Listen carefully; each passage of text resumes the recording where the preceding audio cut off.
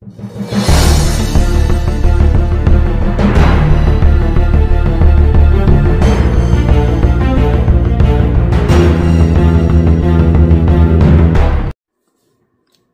to Play by Play Sports Show, man, with your host, Marlo Smith. I'm back again with another episode. In this episode, I'm going to talk about none other than the Colorado Buffaloes and their chances of making the college football playoff in 2025. Even though they lost some key players, Coach Prime recruited at a he picks and chooses what players he want to go after. Some big name guys, but he definitely gets after it in the transfer portal where he'll bring in a ton of players. But this team, they won't go anywhere, man. I'm telling you, they might be even better. But let's dig into it. Coach Prime, you know, he lost his sons to the NFL, Shedeur to the Cleveland Browns, and Shiloh to Tampa Bay during the NFL draft process. Colorado would not take a step backward. Trust me, they would not take a step backward. They're probably going to even be better, as I said before. But with the loss of Shedeur Sanders, Shiloh, Travis Hunter, and a host of other talented players, this may be the best season and best coaching job that Coach Prime will probably do over his career. Now, this is now that his top dogs are out of the way and off to the big leagues, the media was focused on certain players, and now they have to move on to the players that he have on the roster now. And the names are not Travis Hunter or Shiloh or Shedeur. So the focus will be on him team building now that he doesn't have to worry about his sons or anybody else. But Coach Prime will be moving on to the quarterback position, having to pick who's going to lead this football team in this upcoming season. They brought in Caden Salter or Julian Lewis, 5-star, to move to Nita Ford. We all know Caden Salter already been playing big-time college football, started his career off at Tennessee, then transferred to the University of Liberty, where he played under Hugh Freeze, who's now the coach at Auburn. But this kid is not new to big-time football, so he may have a one-up on Julian Lewis unless something happens.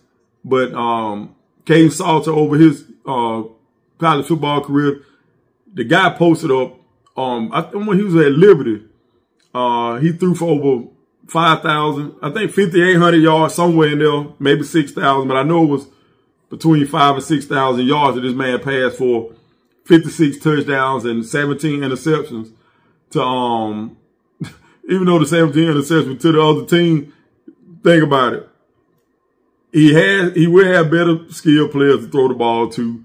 Liberty did chunk that ball a lot under Hugh Freeze, but he does have the experience to lead the Buffaloes to the college football playoff this season, especially if they have good offensive line play, which I think they will.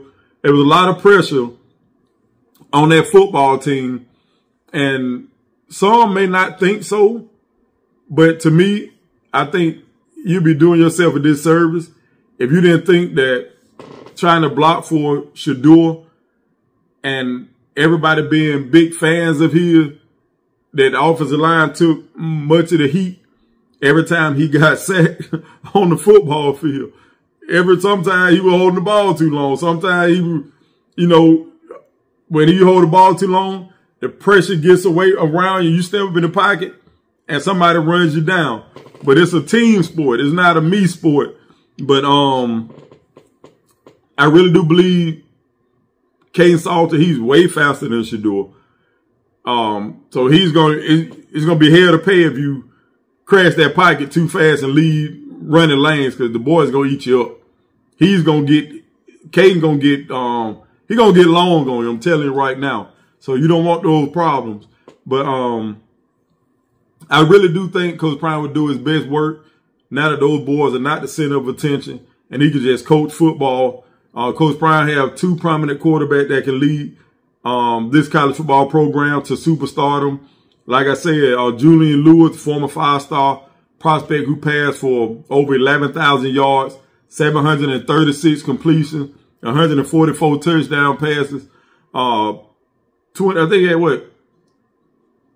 21 interceptions during his high school career. At Carrollton High School in Georgia, we saw him play a lot on ESPN. So he's a really, really good football player. Can definitely come in here and win this job over. But if I'm Coach Prime, I'm going with the veteran. And if anything happens in that and you have to put Julian in, hey, that's your future quarterback. Do what you got to do with him. But Kaidon Salter may have the edge, but I don't think Coach Prime won't have a problem with giving the freshman a shot if Kaidon Salter struggles. But offensive coordinator Pat Sherman knows how to get the best out of his players, and I can really see him and Kaidon doing some damage in the Big 12 Conference in 2025. I like that combination of Pat Sherman and Kaidon Salter marching onto that football field week 1, and they put together a really, really good game plan because he's a veteran quarterback. He's a veteran quarterback. I don't think anything was shocking defensive wise. So the confidence that Pat Sherman can go out there with Kaidon Salter leading Colorado and be able to give him the game plan and let him go out there and just rip it apart, I'm looking forward to seeing that. But Pat Sherman's offense at Colorado finished 5th in the Big 12 in points per game, 32.9. Colorado was first in passing yards with over 4,100 yards, 37 touchdowns. The ground attack was just plain terrible last season, ranking last in the conference. I mean, with 847 yards, plain out terrible, last in the conference. Now, they threw the ball a lot. And I know people going to say the offensive line didn't block. No, let's stop it. Shedeur, the ball was put in Shedur's hand to go win game. There were times Colorado ran the football and got yards out of it, but they always exit the game plan. They always exit the game plan. The best way to keep your quarterback standing upright is to run the football. I don't care if he get 2 yards. He might break 5 yards next time. He may break 3 yards the next time. The goal is to keep running until you loosen the defense up. The run will set up the pass. The threat of the run will set up the pass. The threat of the run will set up the pass. I just had to say it again. So let's stop acting like Colorado offensive line was just that terrible. No, they quit on the running game majority of the time. They brought in the boy from Ohio State. And this dude was really good. He wasn't trash. He was a talented runner. So they got to stick to the run if they want things to change in 2025. Or they'll have the same problems. But you can't finish last. But the Bucs have some big play weapons. Omarion Miller, big play true freshman Cornell Farrakhan Jr., who's out of Texas, North Shore High School. Well, he was a 4-star prospect who hauled in 51 receptions for 958 yards and 13 touchdowns as a senior. You have incoming wide receiver Joseph Williams from Tulsa, who transferred in with, I think he had 30 catches for 588 yards and 5 touchdowns for Tulsa. Then you got the explosive physical wide receiver in Draylon Miller, who's an up-and-coming star. Finished the season with 32 receptions, 277 receiving yards and 3 scores. This guy going to have a bigger impact in 2025. Yeah, Terrell Timmons, who was that? He transferred to the Colorado Buffaloes from NC State, and he expects to play big and have an impact in 2025. You got Joseph Williams, 6'2", 200 pounds. He transferred in from Tulsa, hauling in 30 catches for 588 yards with 19.5 yard average, big play potential, 5 touchdowns in 2024. So Colorado would definitely need to run the ball in order to help keep the quarterbacks upright if they're looking to do anything in the Big 12. Now, if they can run that ball for 115 yards a game, bro, they will win the Big 12. They'll be in there. I don't care if they playing Kansas State and all them boys. If Colorado can average 115 yards a game, trust me. And it's going to probably be some of that because Kaidon Salter going to do some damage on that football field.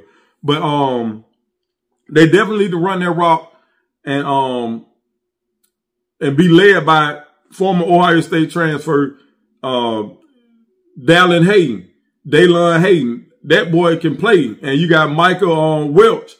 But Daylon Hayden is a really talented guy. The man got lost on the depth chart at Ohio State. So he can play. Colorado just got to stick to the run. They got to stick to the run. That's all they got to do. But the Colorado Buffaloes and defensive coordinator Robert Livingston, they really had a really, really good season last year. But he would have to definitely anchor the team down into the offense, gain traction. The Buffs lost some firepower on defense, losing superstar Travis Hunter, who's a two-way stud. Like I said, Shiloh, a host of other veteran players that lost, and they lost one guy to Alabama, transferred out. A couple guys transferred out.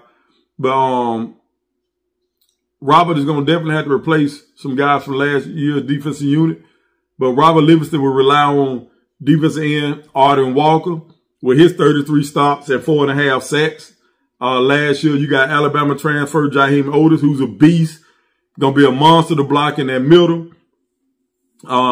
He's 6'5", 325-pound monster defensive tackle in the middle of the Colorado Buffalo defense. You got Fresno State transfer Gabriel Lightfoot, incoming transfer Reginald Hughes from Jacksonville State, recording 82 stops and 4.5 sacks in his time at Jacksonville State. And Colorado don't have to take a back seat to nobody in the Big 12 on the defense side of the ball. They have talent, and they have the coaches and a lot of NFL veteran coaches on that side of the ball. They got inside linebacker. But Reginald Hughes will start. He should be on that field week 1. But they got inside linebacker Martavius French, transferred from UTSA, who racked up 80 tackles, 1 sack in 2024. In the secondary, the Buffs will rely on Colton Hood, who's a really, really good football player. Transferred Makari Vickers, Taufik Bayard, Carter Stockmeyer still there, who has made his mark quietly on the defense around all that superstar firepower they used to have. He recorded 43 tackles, 7 PBUs last season. Cornerback DJ McKinney, who's a stud, gonna be this guy can be a second or third round pick. I think he can go late first, man. He's that kind of talent. But DJ McKinney, 6'2", 280-pound corner playmaker, finished last season. I think he had 62 stops, around 3 or 4 interceptions. And he did return one for a touchdown. And he will anchor that defense this season. You got Preston Hodge, who came into his own as a player last season, and they have freshmen. They have a freshman in safety. What's my man name? TJ Branch from Miami, Florida. This dude is 6', 370-pound freak. Just a freakish athlete, man. Get him in the weight room. Get him up to about 180. 175, 180. Just bulk him up a little bit, man. But you know, them Florida boys, they come in ready to play some ball, man. But they need to get him on the football field. He can definitely step in and help add depth to that defensive unit. Robert Livingston knows how to call the game. And like I said, with the NFL veteran coaches that they have, they are ready to step in and play some football, man. I'm looking forward to seeing Colorado do their thing in this upcoming season. But look, before I finish this show, Colorado can win the Big Ten, in my opinion, but they have to be on point early with games at Houston against the Cougars. They got BYU at Folsom Field. Everybody want to see that. You saw how big BYU put foot to their backside last year. So I think in the bowl game, BYU had them board pretty good. I think it was the bowl game, if I'm not mistaken, but BYU coming to Folsom. That's going to be one to remember, which is a good thing. They at TCU at Utah Utes, at West Virginia, and big games with Arizona State at Folsom, and Kansas State on the road. The Buffs would definitely have to play tough defense as they navigate the better half of their schedule in the Big 12. It's going to be tough. I don't think they're going to run over people, but they have the skilled players on the offensive side of the ball. They have a quarterback who's very dangerous, a real dual threat. He can throw it. Don't get me wrong. Kaidon Salter can throw the ball. And I like Julian Lewis, but I'm saying the veteran quarterback, Kaidon Salter, if he's on that field, Colorado will have a really good chance of winning. But he's a true dual threat who can throw and run it. The guy is very dangerous in the open field. So a lot of defense are going to have to play safe or they're going to be sorry. But let's go Buffs. And thank y'all for tuning in to Play by Play Sports Show. Know that God is always in control. He loves y'all. Never give up on your dreams. You too can succeed and achieve everything that you would like to succeed. Thank y'all for tuning in. Make sure y'all like, subscribe, and share this channel. Like, subscribe, and share this channel to everybody you know. Once again, I'm your host, Marlo Smith, Play by Play Sports Show, and I'm out. Peace.